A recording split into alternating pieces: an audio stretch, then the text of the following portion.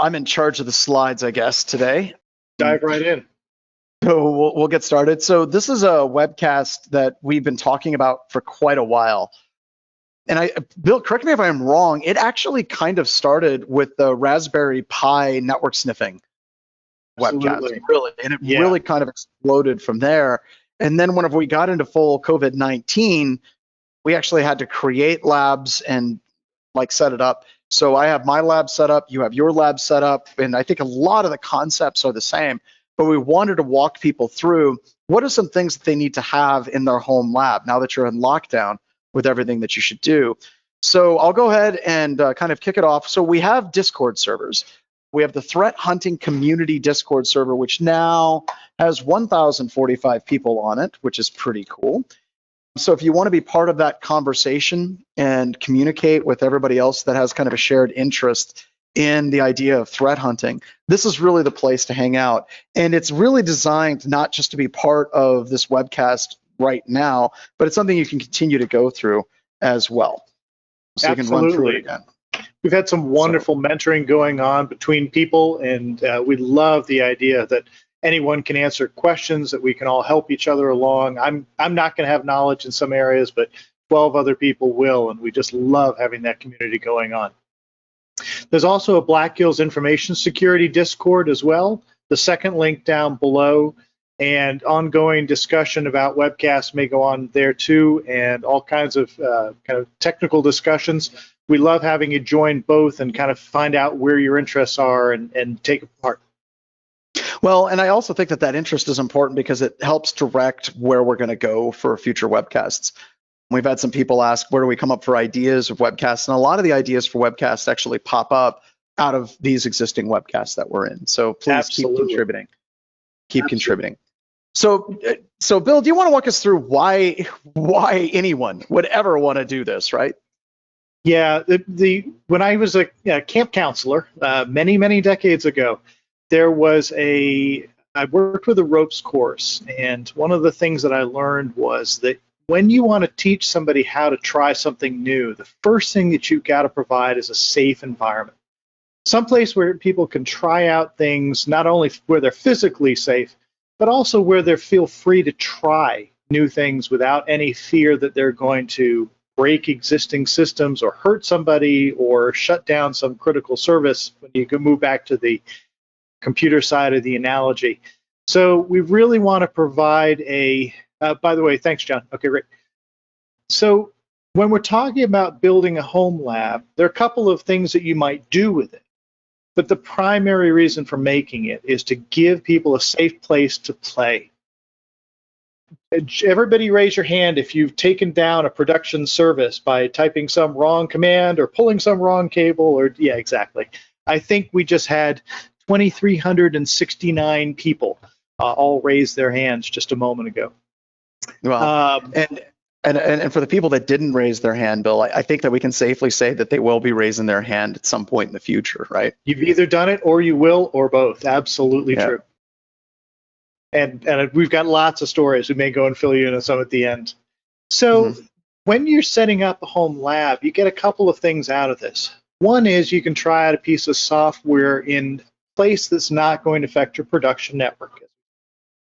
If you've got policies or rules or even just requests from your company or organization to not do certain things on the network, but you want to try out something like a password cracker, or you want to try out a network probing or network mapping tool that just isn't allowed on a production LAN, you can try it at home, set up your own network, get a chance to play with it.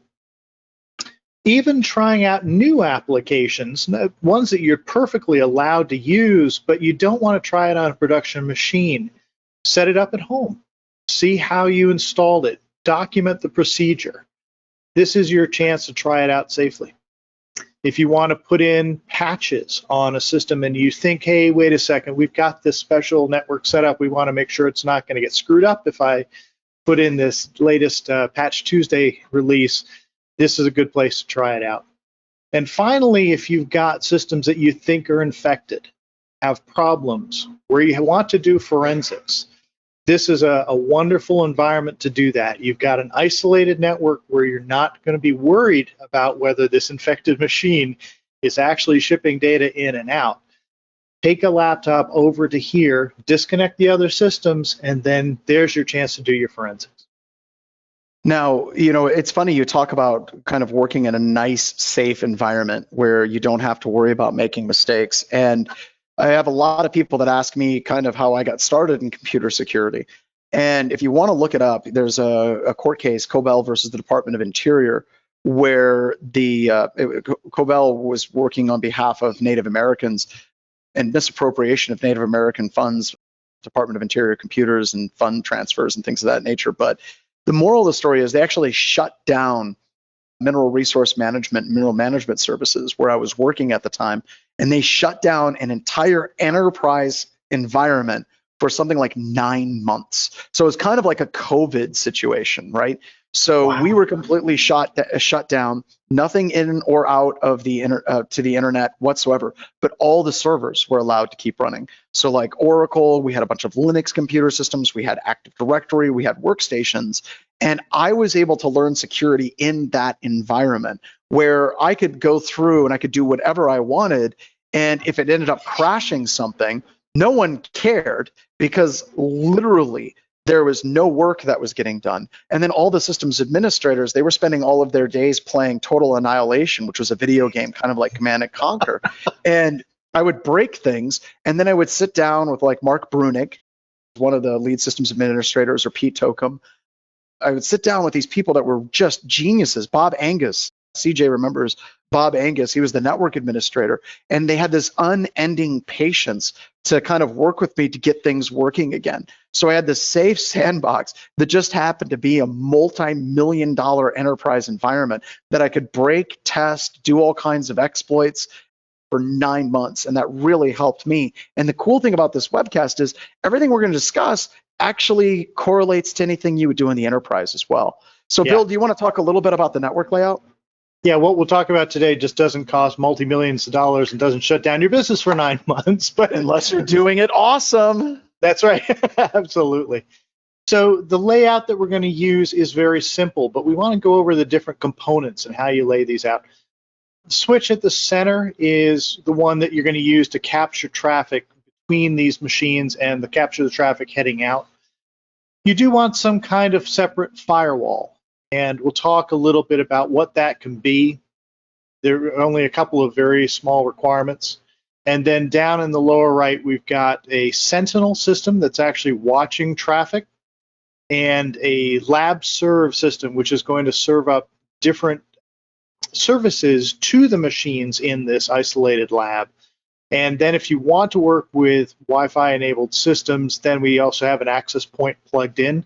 If you only need wired or you only need wireless, that's great, but we have a very small number of requirements, and that's including packet capture and also isolated systems, the Sentinel and Laberv, that are going to be used for forensics and mapping and so on. You want to go ahead, John? You bet. So we left out the power cables, but this is a very simple layout. Switches in the center, the one that says Netgear with AI Hunter on top of it. I'm actually using different colored cables. You don't have to, but it does help me keep track of the fact that we've got traffic that needs to stay isolated with the red, yellow, and blue cables. The gray one is the one that's heading out from our firewall in the upper left, and that's just a sonic wall that was left over from a previous project. Our Sentinel and Laberv systems at the top right, it happens to be a Raspberry Pi. It can be anything. And one thing you'll learn through this webcast is go down to your basement, find stuff that's left over from old projects. It doesn't have to be expensive. It certainly doesn't have to be new. It just has to be basically capable. And near the end, we'll have a slide that says the minimum requirements for all of this. And finally, the wireless access point is at the bottom. Go ahead, John, if you would. So, all right, so this is my network setup. So I thought it would be nice. Bill was talking about, working out of the basement. So I had to migrate my entire lab from the studio here in our offices in Spearfish, and I had to migrate it to my home. So underneath, you can see the Pearl video capture system that I have, and you're going to see more of that stuff here in a second. But this is kind of my go-to lab device. I have yet to find anything short of like doing like a full pfSense implementation that is as quick and easy and as inexpensive and as useful as the suite of tools that you get from MikroTik. MikroTik is amazing. Now, I'm going to talk a little bit later about how this particular device is configured and how it actually works, but the vast majority of my lab is here on the right-hand side of this fire hazard, where you can see that we have multiple LAN cables that are plugged into the right-hand side. Those are the gig Ethernet ports. On the left-hand side, you have the standard Ethernet ports, which would be about 100 megabits per second for those particular adapters. Now, the reason why I go with this is it has absolutely everything built into to the device itself. And I can watch the status, and I can do packet sniffing. I can do absolutely anything I want with this. People are giving me a hard time. They're like, you got to do something with that spaghetti. Yeah, it's bad. So that was about to be my comment. I was like, that's beautiful. It's bad, right? And the other thing is that's really important, and I don't think a lot of people think about this much, is it doesn't put out a lot of heat. And I think that it not putting out a lot of heat is important, because otherwise it would set my house on fire, and we don't want that. So Absolutely. This is the one that I'm using. It's a little MikroTik router board. The functionality in these is off the charts, and they're very inexpensive. So you have like full switch, you have wireless, you can do any of the different routing things that you want to do, full packet capture. And the important thing on this slide is the command at the bottom where it says port mirroring, right? So port mirroring, what you do is you basically do / interface Ethernet switch. That means you've gone into the context of actually configuring the switch portion, because it can support routing, it can support switching. So you're going to be going through and doing the Ethernet switch. And then down at the bottom, it says set switch 1, mirror source ether 2, mirror target ether 3. So what that means is you have switch 0 and you have switch 1. Believe it or not, there's actually 2 switches in this device. There's the left switch, that's the 100 megabits per second. And then there's the fast Ethernet, which is the gig per second on this particular device itself. So we're making a configuration to the second switch, which is the fast Ethernet switch that we have here. We're going to do port source, the specific port that you're going to be looking at, and then where you want that to be mirrored to. So you would basically, I plugged in another switch, and I'll show you here in a second, where I have a bunch of computers that I had laying around in the basement that I'm spinning up the virtual machines on. And then I took that switch with my domain controller and my Windows workstations, and I basically plugged that into a switch, plugged that switch into a port on the fast Ethernet side, and then I mirrored all the traffic over to another port. Really super simple to do. And then on that system, I actually have BroZeek completely set up as well. The other thing that I think is important is the ability to actually have like the kind of unwind and play games. So I've got a full X arcade system plugged into this as well. So Bill, did you have a question, or did anybody have any questions? No, I totally agreed on the MikroTik. The list of things that you can do with that particular switch router is mind-boggling. Mm-hmm. All kinds of built-in diagnostic tools, and export NetFlow records and export PCAPs directly from the switch. It's wonderful. Yeah, Chris, I've got a question on the MikroTik, just for clarification. It's often the case with a lot of these networking gadgets that people have to be, experts at the command line, or, know all these esoteric kind of commands. So with this device, and I'm kind of leading you on with the question, right? I'm guessing that's not the case, correct? No, the web interface is wonderful. Go ahead. Yep, and the web interface also has the ability to shoot yourself in the foot instantaneously. Oh yeah. So like the DHCP server, I went through and I deleted the DHCP server off of mine because I wanted my domain controller to handle DHCP in my environment.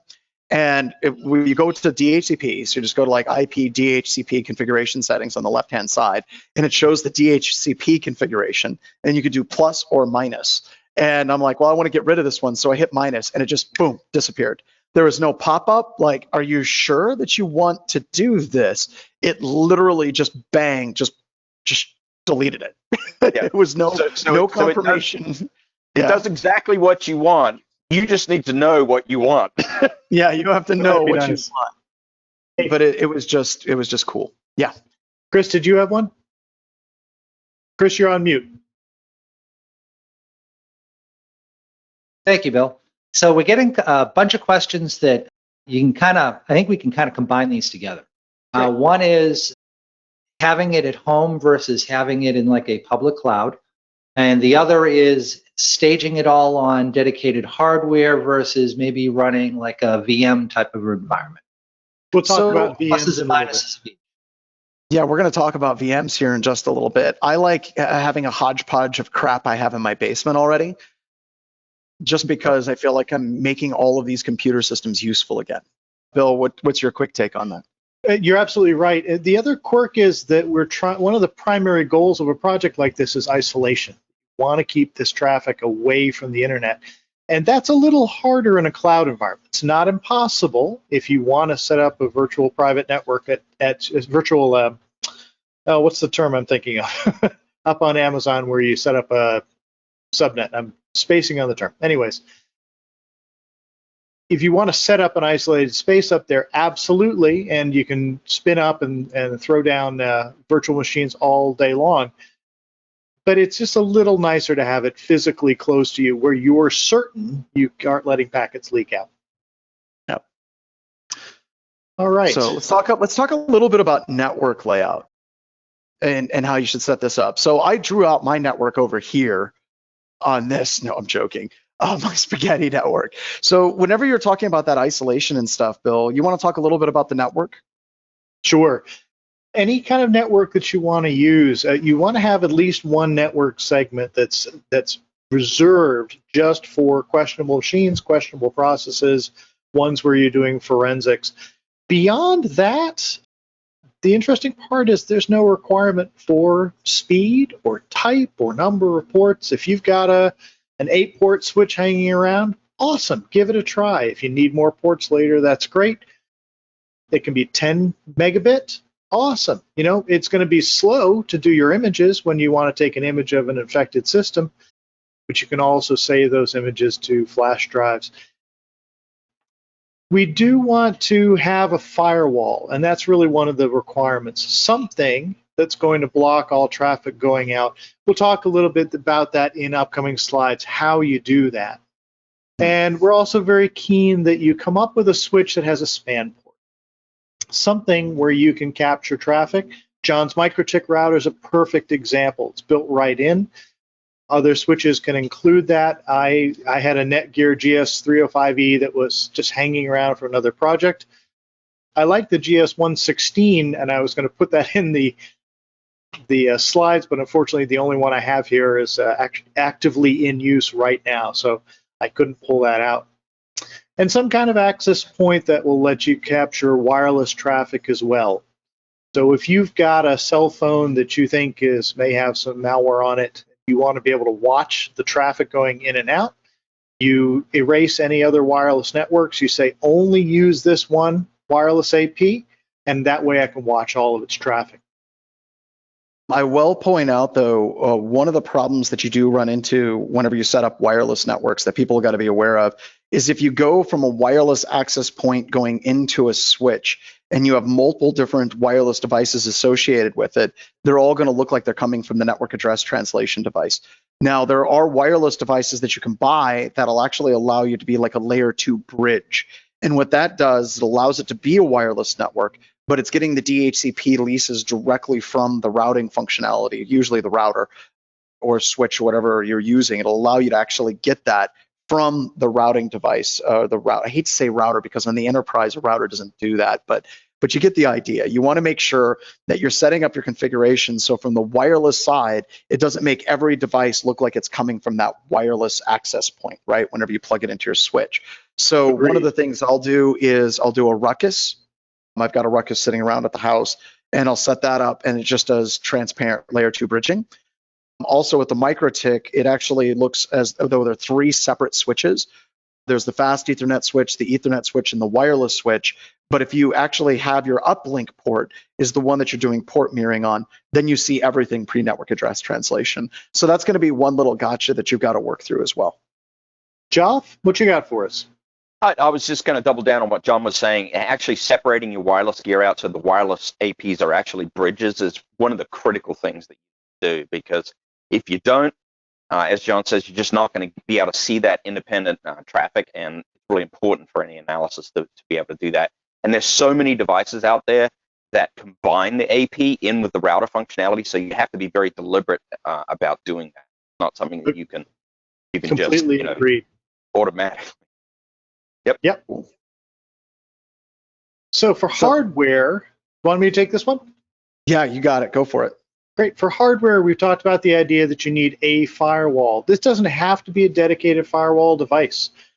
Computer with 2 network ports and some kind of firewall software, and that's basically any OS that you like, any firewall software you like. Switches, no particular recommendations other than the fact that it needs a span port. Wireless AP, the same thing. We've talked about those and the fact that you need to turn off NAT. When I'm setting up something like this, if I've got a bunch of dedicated systems, I may want to have just a single keyboard monitor and mouse and then a switcher. Not particularly tied to this one model, but it is nice that it has keyboard, mouse, and HDMI and will take up to 4 PCs. Please reuse old hardware. Grab stuff that you already have and make use of it, 100%. Gigabit Ethernet might be a good minimum requirement just for the fact that if you're gonna send images across the network, that can take a lot of bandwidth. But if you're just going to save an image of an infected system off to an external drive, that's fine too. And that also means that you want to have a couple of extra drives around. Those can be flash drives, micro SDs or SDs, external SATA hard drives. You want to make sure that they're USB 3.0 with the blue center on the USB connector, or USB-C is appropriate, because USB 2 will let you save stuff, but it's going to be a lot slower. You just don't find drives that are USB 1. It just doesn't exist because they're so functionally impossible to use. Yep. Now, I got a question, a little bit of trivia. This is a recent news story. So I've got a picture here. And Bill, if you look at that, you can see that that's kind of old. Does anybody know, they can mention on the Discord channel where this picture came from? It was a story that came up that was really super interesting this week. See if anybody has it. I know. That's your guest bedroom. That's my guest bedroom. Actually, no, that would be way too organized for my guest bedroom. Touche. Yeah. I'm thinking Radio Shack. It isn't, actually. It isn't. What happened is back in 2000, there was a computer store. And the computer store was owned by the person that owned the strip mall. And then it got into this huge legal argument between him and the lending organization. And basically, they shut the entire computer store down in 2000, walked out, and just left it. And they've rediscovered it, and it's exactly as it was sitting in 2000. Wow. So kind those of like those are probably shrink wrap boxes of Windows 95. That's scary. Yeah, I actually see that right here. Right about there, yeah. I think it's Windows 2000 actually, but no, it's so cool. I think it was a computer city is what was shut down. So I would love nothing more than to go hang out in that store. That would be just amazing. Absolutely. Hey, so let's look. Oh, go ahead. Make a quick comment on Bill's gigabit Ethernet statement. If you get adventurous, and I tend to get adventurous around my office, and go to 10 gig Ethernet, John, dirty mind, John, 10 gigabit Ethernet, investigate jumbo frames, because you cannot run 10 gig in Ethernet at line speed with 1514 bytes. You need to go to 9,000 byte frames. So that's just a little extra tidbit. Yep. Good tip, especially when we're talking about imaging systems. Yeah, another question. Yeah, some questions out there about the price range you're looking at. What's your low and high? Obviously, there's no upper end. So no upper end there. Yep. Yeah, so my switch was $140, and I think Bill has a slide a little bit later with the total pricing, but my switch was $140. I had it laying around forever, and then the rest of the equipment that I have, I'm just scraping together junk notebooks that I have. So Bill? Oh yeah, laptops, notebooks, old tower systems, old rack mount systems that are too slow for anything today.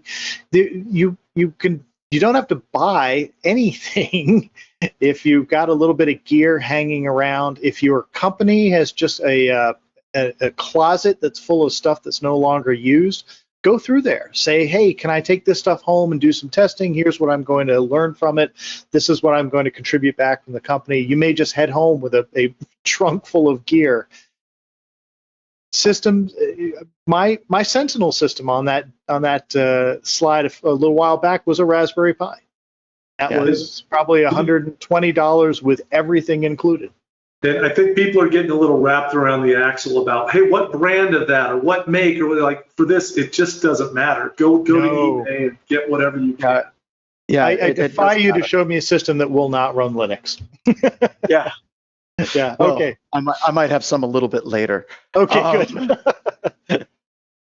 Oh, why does it keep doing that? My screen keeps, I'll not be doing anything, and then all of a sudden it'll just jump. But okay, so you want to talk a little bit about Firewall or IPS system? Sure. I think we've got a slide coming up on how firewalls work. The only thing to keep in mind for the firewall is that don't go into the rule set and say, okay, allow all outbound traffic. We're assuming that these are systems that may be infected, where software is doing stuff that it shouldn't. Open up ports one by one as they're needed. And we have a slide coming up on that. We appreciate Marcus's suggestion on the ultimate firewall. I've used that more than once, and hopefully you won't have to use it yourself. Yep. Now, as far as the allow all outbound traffic, now my network, I actually do.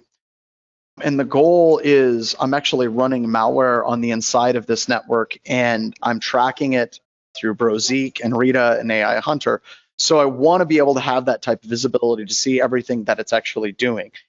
However, one of the things that's important about my network is it's not dumping the network connection into my home network with everybody else.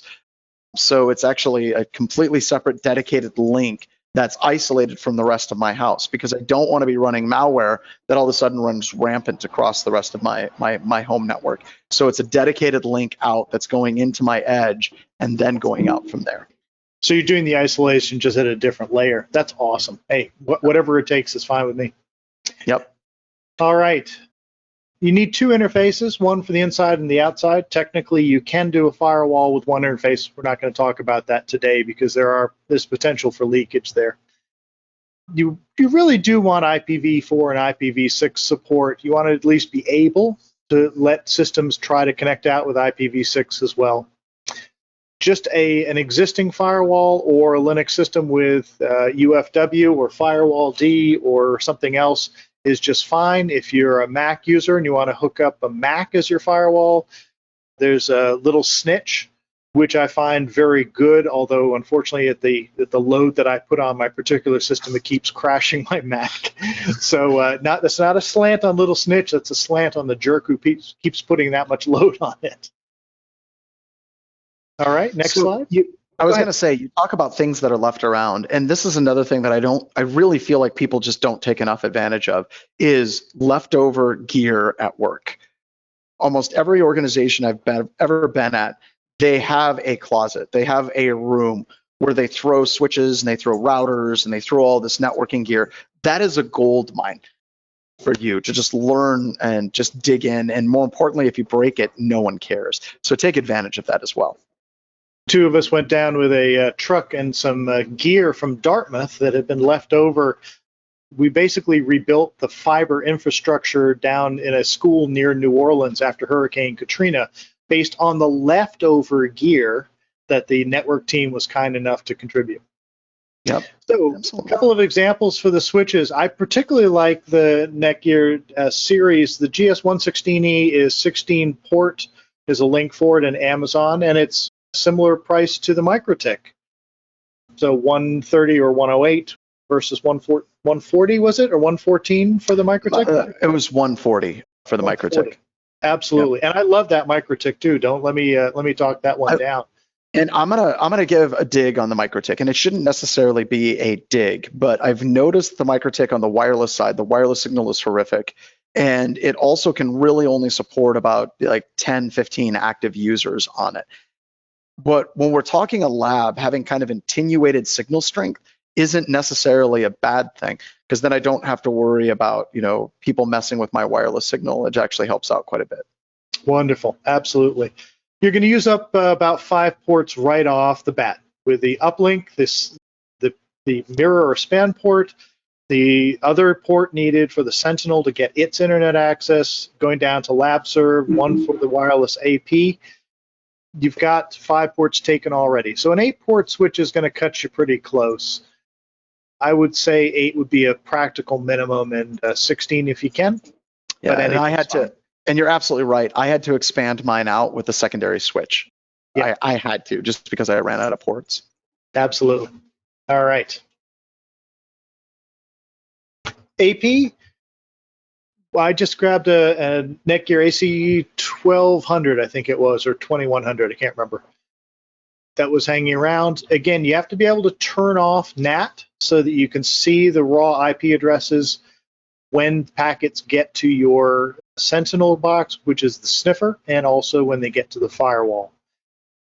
If you can get one that supports at least 2.4 gigahertz and 5 gigahertz, that's great. It'll give you some more flexibility on who you can talk to. And many APs will have a couple of extra Ethernet ports as well. So if your main switch doesn't have enough ports, you can add a couple more systems on the AP. So kind of jumping in here, we had a couple of people that were asking, so does John have a Venn diagram of what his network looks like? Just dump a bowl of spaghetti on the ground and call it good. That's about right.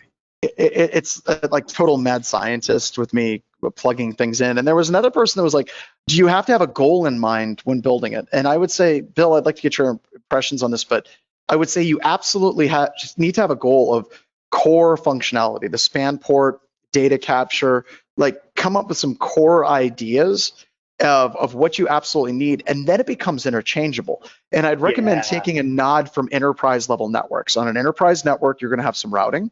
On an enterprise network, you're gonna have the ability to span off and view traffic. On an enterprise network, you're gonna have like Active Directory. So kind of build the enterprise network first and then just go crazy. Absolutely. Another thing I wanted to throw in on the wireless, some wireless devices support client isolation, which makes some of the attacks a little bit more difficult to launch. Like if you try to do LMNR style attacks or ARP cache poisoning, those get a little bit more difficult. So if you're trying to launch some layer 2 attacks on a wireless network, you might want to check the security settings and see if you have client isolation enabled there. Well done. Good point. I hadn't considered that. Oh, this is the one I was excited about. So can you tell us a little bit about Sentinel? Here's the, go ahead. Joff, you got something for us? Whoops. Yeah, I do. I was just going to add one more point to what John said. If your wireless access point is able to support multiple SSIDs, it's also a nice feature to have, especially if it has VLANing support along with that, to partner with that, because then you can sort of compartmentalize your lab up into different wireless areas, which I find to be very useful. Well done. And I think Ethan's blog post, if we could put a link of that in Discord, but Ethan just did a blog post this week that is probably the single most detailed kind of segmentation and isolation of a home network blog post in history. It is fantastic on that note. We have links at the end of this presentation. Yeah. Absolutely. So for me, the Sentinel is one of the more interesting parts of this. This is the box that's going to be listening on the span port. This is where you can do packet capture. If you're going to come in and do network probing, if you're going to do port mapping, if you're going to do vulnerability assessments of the systems that you connect, this is the system you'll run it from. This is the one that you trust, and you want to keep this one very well locked down. Your choice of operating systems, up to you. What operating system has the tools that you need?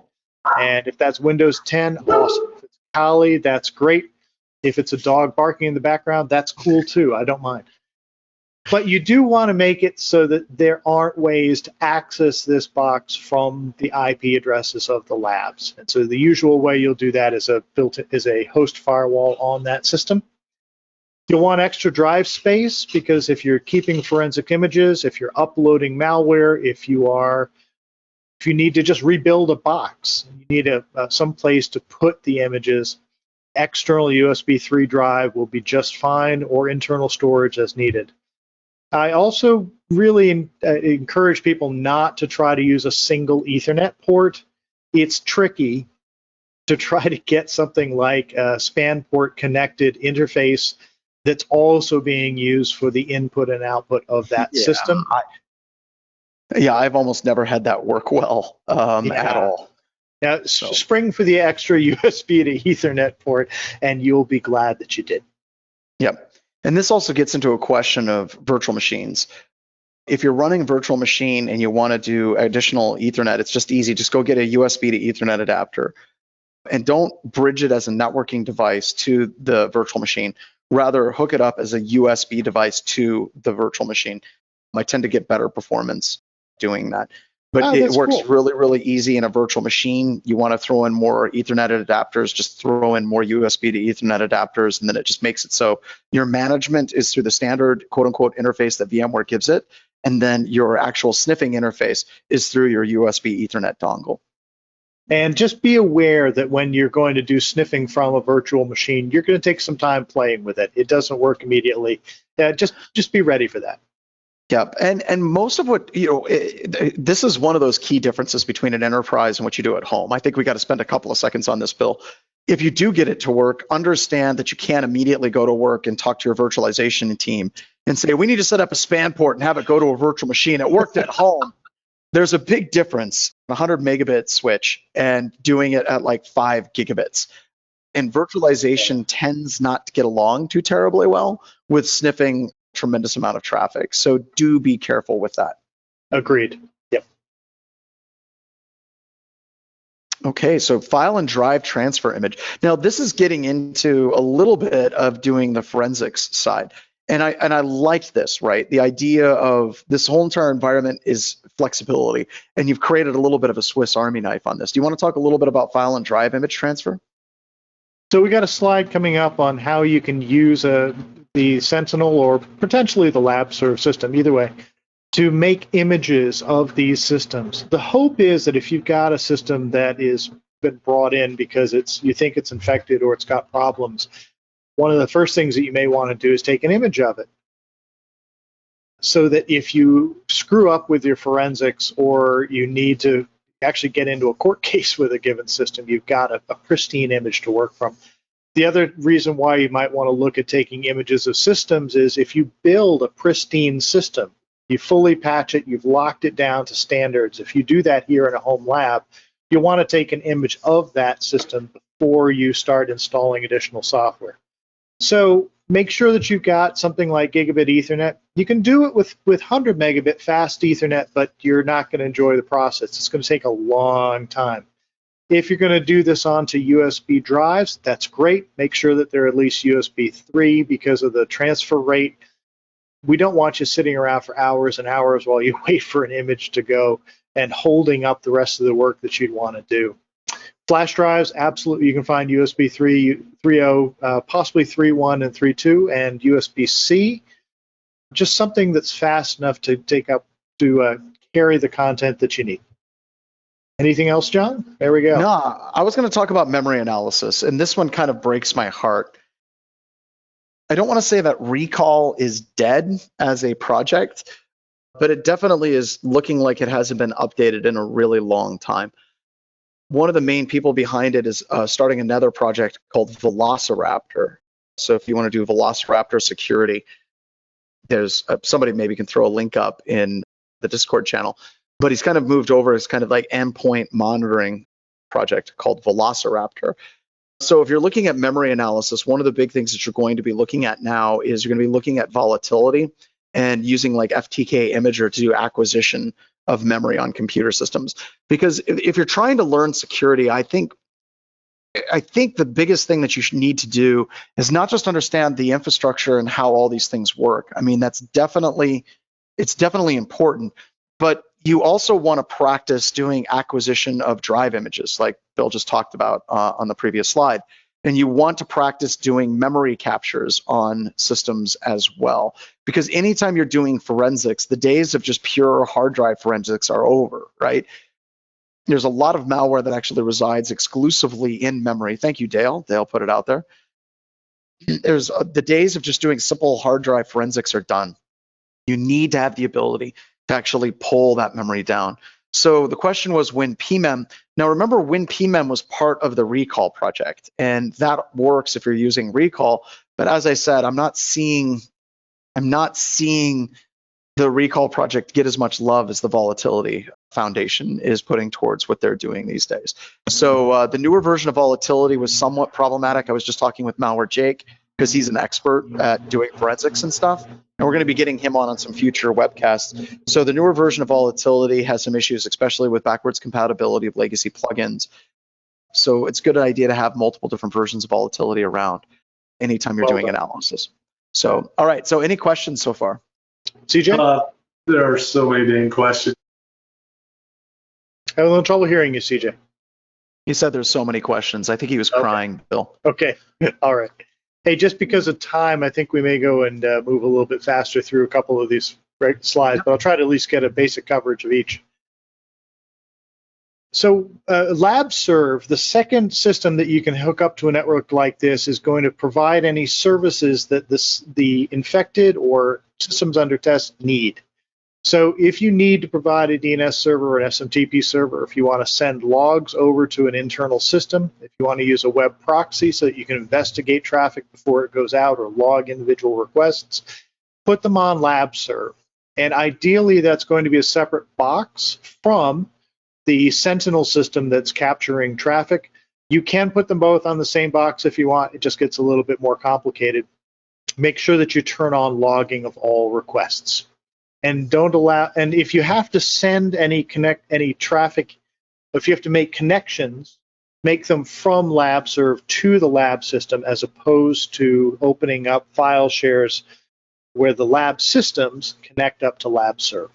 They should go the other way. You want to take the systems that you trust and make connections outbound to the systems you don't. All right. Can you put them on the same box? Yeah, you can. Ideally, if you've got a firewall, a Sentinel, and LabServ as 3 separate boxes, that's great. If you have to combine them, you can do that for cost reasons. You can do everything on one box. I wouldn't recommend it. The security is really hard to keep. It's hard to do and hard to think about it. Joff, what you got for us?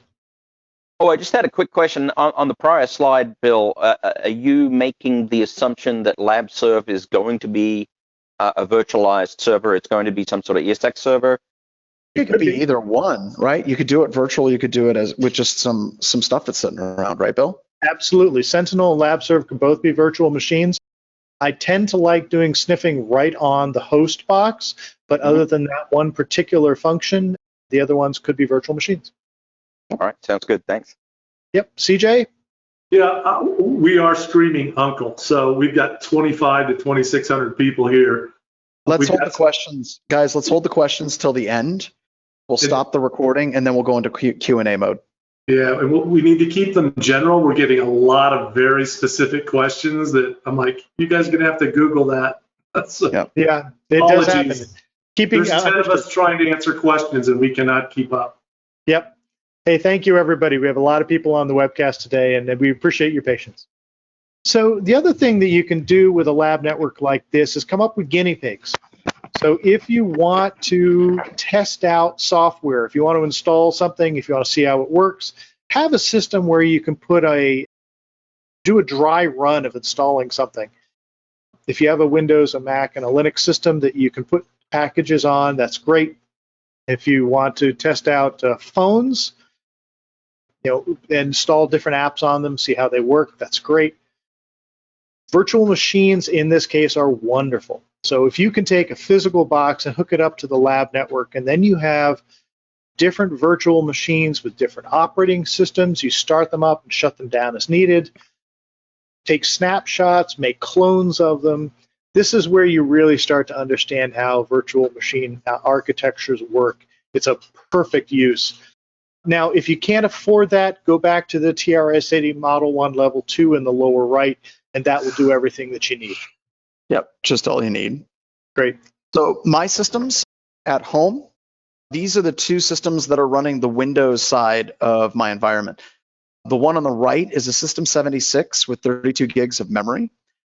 I've got multiple Windows 10 workstations that are all tied to the domain controller on the ThinkPad on the left. And those are plugged into a switch that's actually dangling right in the middle of the wall because I don't have a LAN cable long enough to try to tie everything together.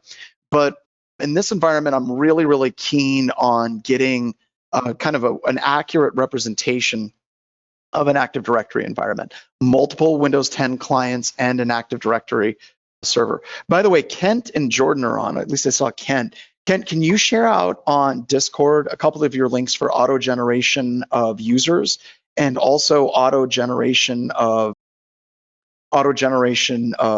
white noise, the white noise generator? And then Dan of Stack said, why would you put Windows on a System 76 computer? It's actually a Windows virtual machine. It's actually running Pop OS, and then I'm using VMware to actually run all the Windows workstations on that. Now the span port, I've got another span port, and I've got another old ThinkPad that was sitting around my house, and this is my Zeek system. I went through and I installed AI Hunter and Zeek on this box, and it's currently pushing all of the traffic up to the cloud. And after we get through the core of the webcast, I'll actually show you guys my interfaces for my Elasticsearch, Kibana, and Logstash server, and I'll actually show you my AI Hunter interface from my house as well. So I'm using AI Hunter and Rita at home, and like I said, when we're done, I'll be sure to show you guys exactly what this looks like. And yeah, I've got malware running, and I'm detecting the beacons and doing all kinds of crazy stuff with that as well. Oh, and here's a HELK system. I stood up a HELK system. Actually, I didn't. Kent and Jordan stood me up a HELK system in the cloud, and I'm shoving all of my endpoint logs to this HELK system. One of the things we're going to be coming out with next week, and we're going to be sharing a little bit with you all here with a little bit of a preview, is we're going to be running malware, and then we're going to share the sysmon event logs for what that malware did. And then we're also going to be sharing the kind of the bro Zeek logs and network captures associated with that malware executing as well, because we really want people to play around and really get familiar with what malware actually looks like and what the logs actually look like, so we aren't just buying a SIM and hoping the vendor tells us exactly what it should be without actually knowing what it is as well. This is my Beaker system. This is actually part of the dev environment. Beaker, once again, a preview. We're going to be releasing this ELK stack that's specifically dedicated for doing network-based threat hunting off of the sysmon event ID 3s. So this will be coming up here in a bit. Somebody had some? If you hadn't heard of Beaker, this is the software that identifies the process that's holding a particular network connection open. It's good supporting information when you're trying to track down on a given system. Why is somebody connecting out to Bulgaria yet again today? Because it's Thursday. That's right. So I wanted to talk a little bit about creating evil, because we're creating a lab, Bill, for actually doing monitoring and doing all the stuff, but you got to get evil in that lab. And there's so many things that you can actually play with that are free. Of course, you have Metasploit, right? And I've got a couple of additional things up here. The Metasploit project is fantastic. Everyone knows that. You also have the Atomic Red team from Red Canary.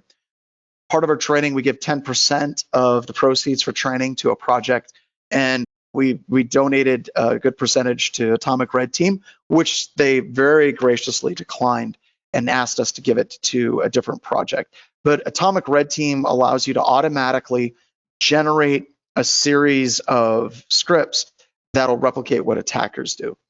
The other tool that I've been playing with a lot is Scythe. Scythe is a product by Bryson and the folks at Grim, and there is an amazing threat catalog that you can generate campaigns, create executables, and it'll automatically go through these campaigns matching what actual attacks do. So it's really easy to work with. So we've got a number of different things that you can play with to actually create evil in your environment. in a way that's contained and it works, and then you can actually monitor what the attack looks like from the logs and the network traffic perspective. I've been told this because I'm simply in the house. I have plenty of evil in my environment, and There's plenty of evil. Yeah, exactly. So this is actually, a lot of people didn't believe me the last webcast when I said I have a whiskey keg for my base kind of platform for my recording system. This is the recording system I have set up. I'm using Stream Deck and OBS, and I've got cameras and stuff set up. So we'll be recording a lot of videos and security training coming up in the near future. So that's the recording deck. And you can see, once again, the rat's nest of wires behind it. So Bill, do you want to talk about incrementally opening up the firewall? So this is one of the core ideas that I've been pushing when you set up a network like this, that you close out as much as you can. You don't let systems get instant internet access. The goal for me is that I start off with a firewall that's almost entirely closed. We have a couple of openings set up so that you can access the Sentinel and Firewall and LabServe systems, but you block pretty much everything else. And you put at the end of the rule set, block and log everything else. When you look at the firewall log and you see that a system is trying to make an outbound connection, then you add in a new rule for that. And if you agree that it should be allowed, you set it to allow. And if you say, nope, that shouldn't be happening, then you put it to block and log it, block and drop, or drop, depending on how your firewall phrases it. And then you keep doing this, and you get a picture of how this is working. It's slow and it's painful. The reason I wrote Mason at the bottom was that this was one of my first big software projects. If you can picture a firewall creator that is written in Bash, yes, that's Mason right there. And I'm proud of the work that I did. I'm not proud of the architecture. If I started over again, I would not be using Bash for that. I'm not going to give a link to it because, quite frankly, the software is quite old. It's unmaintained. I wish you the best of luck. So go ahead, John, let's move forward. All right, so IDS, IPS systems, software. So there's a bunch of software out there that you can work with. And this is at the point, Bill, where I realize this probably needs to be a series. When we're talking about doing forensics on systems, we're talking about how to use things like OS Query or Waza and Rita, which we've already done some. There's just so much that we could get into. But here's the cool thing. If you guys go through and you create a lab that has span ports and you have it set up and it's firewalled off, well, it's flexible. So from this point on, whenever we start talking about these architectures, you're going to be able to use these tools and play along with us. So we really, really hope that you all work and build a lab. So whenever we sit down and we play with OS Query, you'll be ready to rock and roll. For IDS and IPS, there's a ton of them that are out there. Personally, my favorite is Security Onion. Rock NSM, I think, is very, very, very cool as well. But Security Onion is just a huge contributor to the community. The other project that we are going to donate money from our training on. So Security Onion is great for getting this stuff set up. Now, I'm just using standard Brozeek and doing packet captures, and that makes it flexible. So I can incorporate it into a wide variety of additional platforms as well. John, you got an excellent point there, is that go ahead and play with these tools. Give them a try. Yep. You're going to install 3 of them and you're like, this is terrible. I'm not going to use this anymore. But you're going to come across 3 more that are like, why have I not been using this all my life? Your whole life. Yeah. So do you want to talk a little bit about packet capture? Absolutely. Because you're getting a full feed of all the packets out of the span port over at the Sentinel system, here's your chance to save them to disk, to analyze them live, to analyze the PCAP files after the fact. And the fact that the PCAP format, while there are technically a couple of different PCAP formats, but as a basic rule, anything you capture on one PCAP system, piece of software, you can read with any of the others. And this is just beautiful when you're doing forensics. You may go and just use one tool to start with, and then you may switch over to 2 or 3 others when you have special needs. Joff? Yep. Joff, you're on mute. I hate to say it. Mr. Joff, you're on mute. Well, let's keep moving then. So let's talk about network monitoring.